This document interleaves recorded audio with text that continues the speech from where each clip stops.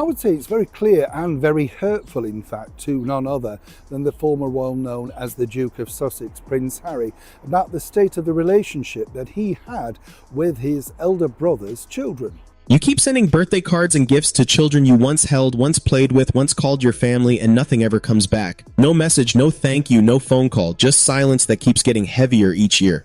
Now imagine that happening not once, but consistently over months and years, and slowly the realization setting in that it isn't an oversight, it isn't a busy schedule or a missed delivery, it is a choice. According to sources with direct knowledge of the situation, that is exactly what Prince Harry is now living with. And by all accounts, the weight of it is becoming very difficult to carry. This is the story the headlines aren't fully telling, and today, we're going to tell it. There's a version of this story that gets told a lot, the polished, PR-managed version, the one where the Sussex family is thriving in California, where the children are happy and fulfilled, where birthday parties are filled with warmth and laughter and carefully curated memories. And some of that may well be true, but behind that version there is another story, quieter, less comfortable, and considerably more human.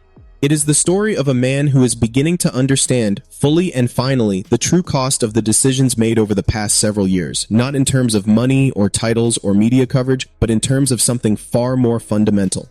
Family. Specifically, his brother's children. Children who, by and large, would not know who he was if they passed him on the street. Children growing up on the other side of the world from his own. And a brother who has decided, with the kind of quiet finality that William is known for, that this is simply how things are going to be. Let's go back to what existed before all of this unraveled. There was a time, and it wasn't so long ago, when Harry was genuinely close to his brother's eldest child, Prince George, now at an age where he carries himself with a growing sense of who he is and where he's headed, once had what sources describe as a warm, loving bond with his uncle. The fun uncle. The one who made things lighter. Princess Charlotte and Prince Louis, younger and further removed from those earlier years, would have less to draw on, less shared history, less memory.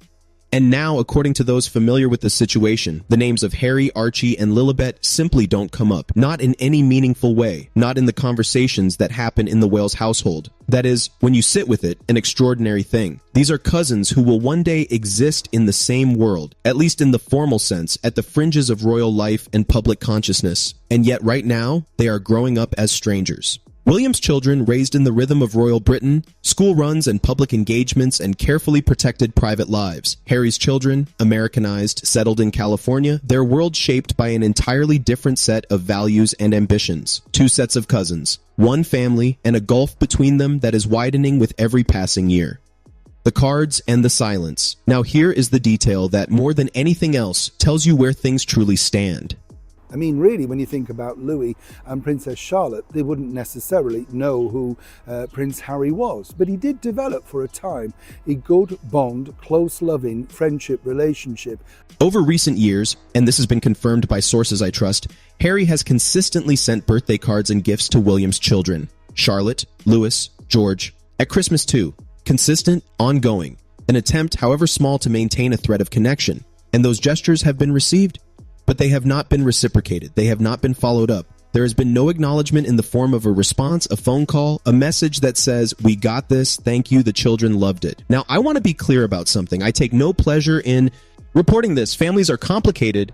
Every single one of us, in some corner of our lives, has experienced a relationship that frayed, a distance that grew, a silence that said more than words ever could. But in this case, the silence is a decision. William is not a man who acts without intention. He is precise, he is considered, and when he decides that a chapter is closed, it is closed completely. The cards being sent and not responded to isn't carelessness. It is, in its own quiet way, a very clear message. Why William is where he is. To understand William's position fully, you have to understand what he is protecting, and what was done to what he was protecting. William loves his wife completely.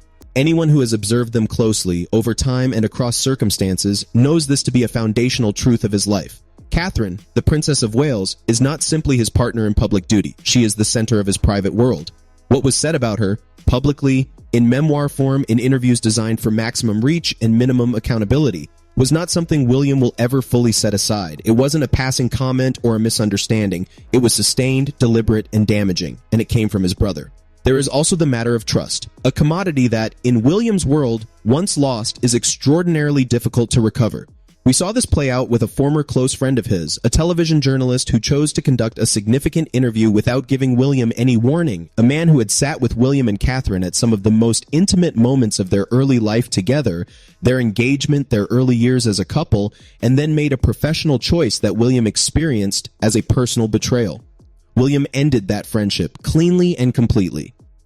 If he applies the same logic to his own brother, and all the evidence suggests he does, then the picture becomes very clear. You don't get second chances on the things that matter most. Harry's reality now. And so here is where Harry finds himself. The man who once declared that his family was trapped, who boarded a plane and called it freedom, is now, by multiple accounts, in a considerably darker place than the public image suggests. He is watching his children grow up disconnected from their cousins. He is sending cards into a silence. He is realizing that the titles he has fought to retain for Archie and Lilibet connect those children to a world they will never truly be part of. A world where the doors are not just closed, but, in William's case at least, bolted.